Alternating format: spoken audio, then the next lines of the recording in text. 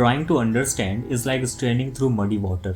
Have the patience to wait, be still, and allow the mud to settle. He who controls others may be powerful, but he who has mastered himself is mightier still. आपने ये lines तो पहले सुनी ही होंगी। ये 2000 साल से भी ज़्यादा पुरानी लाइंस हैं और ये आई हैं लाओजू की बुक ताओ ते चिंग से। ये एक एंशिएंट चाइनीज फिलोसॉफिकल बुक है जिसके मेन कॉन्सेप्ट्स हैं care for nature, peace and going with the flow. Taoism का जन्म हुआ था एक ऐसे समय पे जब चाइना में कई लड़ाइयाँ लड़ी जा रही थी, इसलिए उस पीरियड को द वॉरिंग स्टेट्स भी बोला जाता है। Warring means engagement in war. Warring state period था 5th सेंचुरी से 3rd सेंचुरी BC का। इस पीरियड में मल्टीपल फिलोसोफर्स जैसे कि कन्फ्यूशियस और ज़ुआंगजी ने अपने आइडियाज लोगों के सामने रखे कि कैसे हम लोगों को, आर्मीज को और स्टेट्स को कंट्रोल कर सकते हैं। लेकिन एक फिलोसोफर इन सब से अलग थे और उनके आइडियाज ऐसे थे कि लोग उन पे हंसा भी करते थे। इनका नाम था लाओजू और इन्हें ओल्ड मास्टर भी कहा जाता था। लाओजू की लिखी बुक ताओ ते चिंग और ज़ुआंगजी की लिखी बुक ज़ुआंगजी हमें यूनिवर्सल फोर्स के बारे में बताती है जिसे कहा जाता है Tao. So what Tao actually is? Tao Te Ching के चैप्टर 25 में लिखा हुआ है, something unformed and complete before heaven and earth were born, solitary and silent, stands alone and unchanging, pervading all things without limit. It is like the mother of all things under heaven, but I don't know its name. Better call it Tao, better call it Great.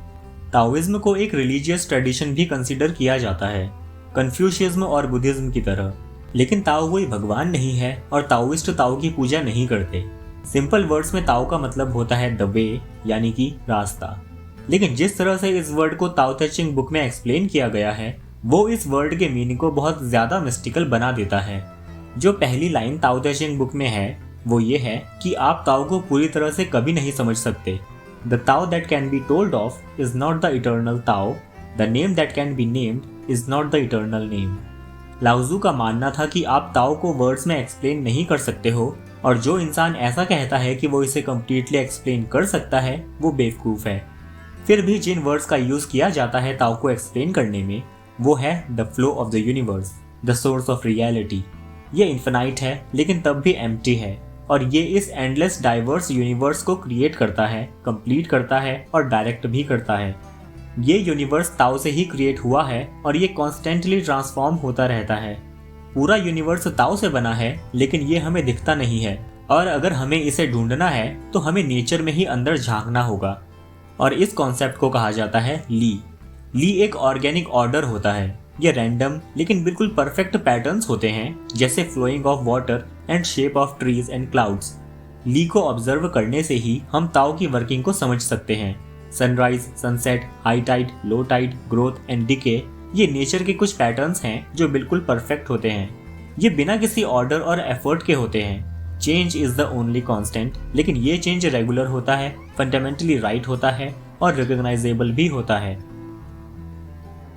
Taoism का M है कि जो लोग इसे follow करते हैं उनकी life को बेहतर बनाना।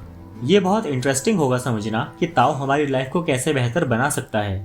ताओ हमें सिखाता है कि हमें नेचर के क्लोज रहना चाहिए, इसके साथ हार्मनी में रहना चाहिए।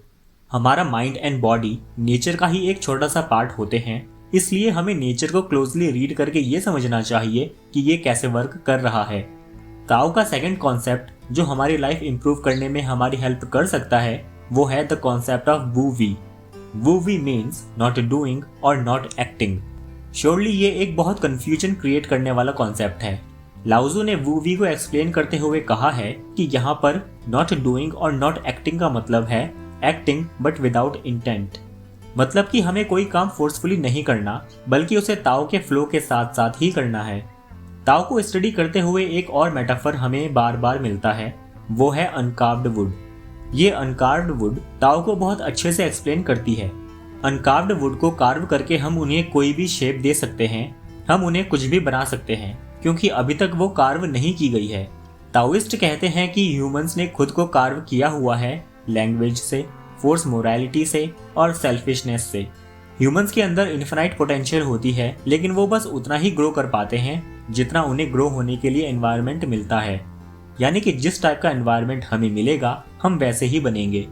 लेकिन अगर हमें ताओ को फॉलो करके अपने ही एनवायरनमेंट को आउटग्रो करना है तो हमें खुद को नेचर से सेपरेट नहीं बल्कि नेचर का ही एक पार्ट समझना पड़ेगा, जो रियल में हम हैं भी। ताओइज्म के ऊपर बहुत से फिलोसोफर्स ने बहुत कुछ कहा है, लेकिन चाइनीज ट्रेडिशंस में आज तक 2 फिलोसोफर्स ही ऐसे रहे हैं जिन्होंने अपनी टीचिंग्स से लोगों के ऊपर बहुत ज्यादा इम्पैक्ट डाला है। ये 2 फिलोसोफर्स हैं लाओजू एंड जुआंगजी। लाओजू की लिखी बुक ताओ ते चिंग मेनली लिखी गई थी रूलर्स के लिए, और ये बाइबल के बाद सबसे ज्यादा दूसरी लैंग्वेजेस में ट्रांसलेट होने वाली बुक है। लेकिन जुआंगजी ने अपनी बुक लिखी थी कॉमन मैन के लिए।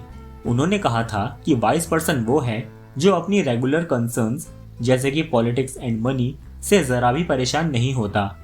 वाइज लोग अपनी लाइफ में आने वाली ऑब्स्टेकल्स को स्किप कर देते हैं और उस पर ज्यादा नहीं सोचते। जुआंगजी कहते थे कि हमारे जो परसेप्शन होते हैं लाइफ के बारे में वो हमेशा सही नहीं होते और हमें उन पे ज्यादा भरोसा नहीं करना चाहिए। हम life and death, good and bad, beautiful and अगली, इन चीजों को जिस तरह से देखते हैं ये हमारी लाइफ एक्सपीरियंसेस और हमारी कल्चरल वैल्यूज पे ही डिपेंड होती हैं। लेकिन हम इन चीजों पे इतना ज्यादा फोकस्ड हो जाते हैं कि हम इनसे परेशान हो जाते हैं और खुद को मेंटली हर्ट भी कर लेते हैं। ताओइज्म के ऊपर जितनी भी बुक्स लिखी हुई हैं उसमें से 2 बुक चाइना से बाहर बहुत ज्यादा पॉपुलर हैं, जिनकी बात हमने पहले इस वीडियो में की थी, ताओ ते चिंग और जुआंगजी। लेकिन चाइना में दूसरे फिलोसोफर्स ने भी ताओइज्म के ऊपर बुक्स लिखी थी जिन्होंने लोगों के ऊपर काफी इम्पैक्ट डाला, जैसे कि the code of new king for controlling demons, जिसमें मेंशन है 36,000 डीमंस के नेम जिनसे हमें दूर रहना है। एक बुक है poems made while beating the ground, जिसमें इंक्लूड है 135 पोएम्स। और एक और पॉपुलर बुक है the forest of opinions by Ma Yong. ये था ताओइज्म का एक छोटा सा introduction, just a tip of an iceberg.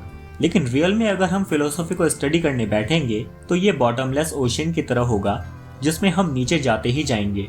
लेकिन फिर भी आने वाले वीडियोस में मैं कोशिश करूंगा ऐसी वीडियोस बनाने की कि आपको ताओइज्म और दूसरी फिलोसफीज के बारे में और भी ज्यादा यूजफुल नॉलेज मिल सके, जिसे आप अपनी लाइफ में फॉलो करके अपनी लाइफ और भी ज्यादा इम्प्रूव कर सके।